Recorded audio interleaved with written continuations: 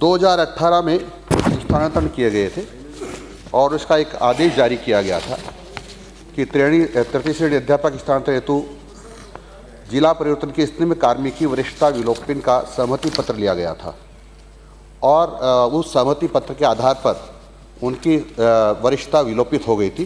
इस आधार पर उनके स्थानांतरण किए गए थे। उसमें कट ऑफ डेट भी दी थी। 31/12/2000 के बाद नियुक्त हुए उनके लिए पात्र थी कैंसर, गुर्दा प्रत्यारोपण हृदय शल्य चिकित्सा से पीड़ित शिक्षक, पूर्णतः दृष्टिहीन, अगला था 100% दिव्यांग।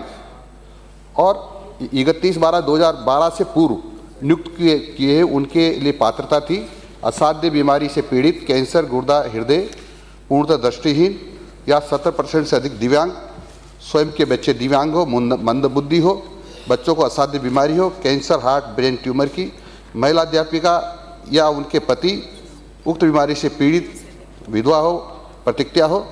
और 31/12/2008 को पूर्व नियुक्त समस्त शिक्षकों को प्रतिबंधित जिलों में नियुक्त थे जो पात्र माने गए थे। माननीय सदस्य। माननीय अध्यक्ष महोदय, जब वसुंधरा जी की सरकार थी तो प्रतिबंध जिले थे। 2018 में डॉक्टर आसरा जी शिक्षा मंत्री थे। आप प्रश्न पूछो। तो मैं ये तो कहना चाहूँगा कि तृतीय श्रेणी अध्यापकों को क्या ट्रांसफर करना चाहते हो या नहीं? माननीय मंत्री जी।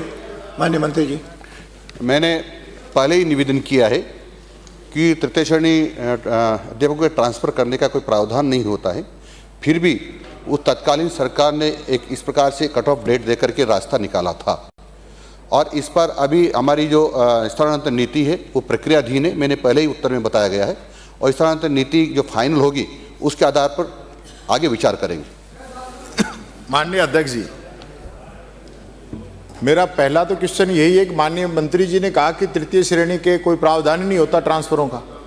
ये कैसे हो सकता है? प्रावधान जिले के बाहर कहा है मैंने। आपने जिला नहीं बोला, आपने कहा प्रावधान ही नहीं होता। मेरा आपके माध्यम से मंत्री जी से सीधा सवाल है, क्या आप प्रदेश के तृतीय श्रेणी शिक्षकों को गुमराह करने का काम कर रहे हो?